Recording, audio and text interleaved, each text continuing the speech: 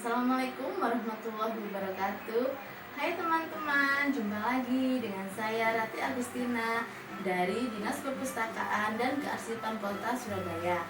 Hari ini saya akan mendongeng dengan judul Derita Lalat yang ditulis oleh Filian Alhaza. Mari kita dengarkan ceritanya ya.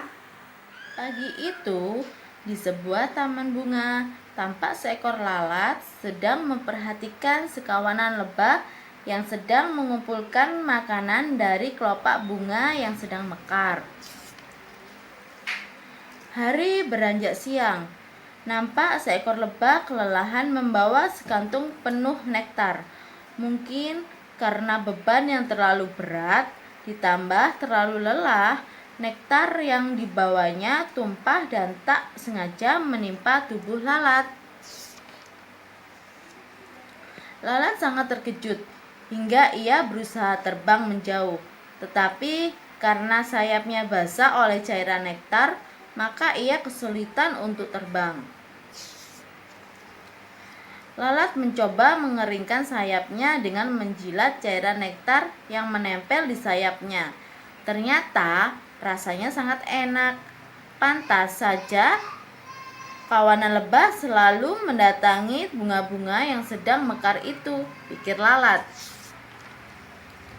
Setelah sayapnya kering, lalat terbang berusaha mengejar lebah yang menumpahkan nektar ke sayapnya tadi. "Hai lebah, lancang sekali tadi kamu menumpahkan nektar ke tubuhku," teriak lalat. "Maafkan aku lalat, aku tidak sengaja," kata lebah. "Aku bisa memaafkanmu, asal kamu bisa memenuhi 2 syarat dariku," kata lalat sombong. "Pertama, kamu harus menyerahkan semua nektar yang kamu bawa itu." "Lalu syarat kedua apa, kawan?" tanya lebah. "Syarat kedua, kamu harus memindahkan sengatmu itu ke tubuhku," kata lalat. Lebah berpikir bahwa syarat kedua ini mustahil dilakukan. "Hei, malah bengong. Jangan terlalu banyak mikir. Cepat lakukan permintaanku agar kau segera aku maafkan," minta lalat.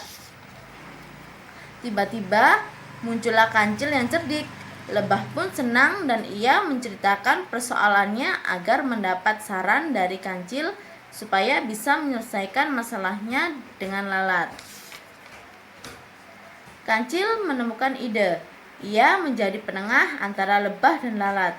Kemudian kancil berkata kepada lalat, "Memasang sengat ke tubuhmu itu hal yang sulit dilakukan. Oleh sebab itu, sekarang kamu harus menunduk di tanah.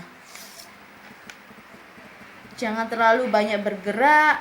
Apapun yang terjadi, kamu tidak boleh berganti posisi agar lebah bisa memasang sengatnya ke tubuhmu," lanjut kancil. "Tenang saja, aku percaya padamu, wahai kancil," ucap lalat yakin, lalu terbang siap menjalankan perintah dari lalat tadi. Tapi rupanya si lebah yang nampak kebingungan, ia menebak-nebak apa sebetulnya rencana si kancil.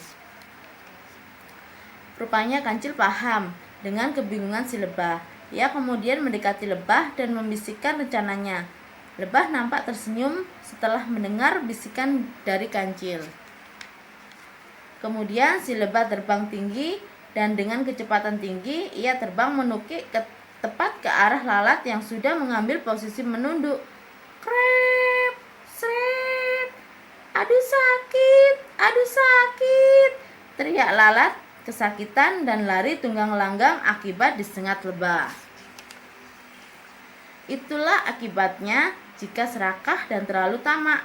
Kasihan si lalat, akhirnya ia menuai akibat dari perbuatannya sendiri, kata kancil. Nah, dari cerita itu maka kita tidak boleh serakah dan terlalu tamak, serta menerima segala sesuatu yang telah Tuhan berikan dengan ikhlas. Sekian cerita dari saya. Sampai jumpa di cerita-cerita berikutnya. Terima kasih. Dadah.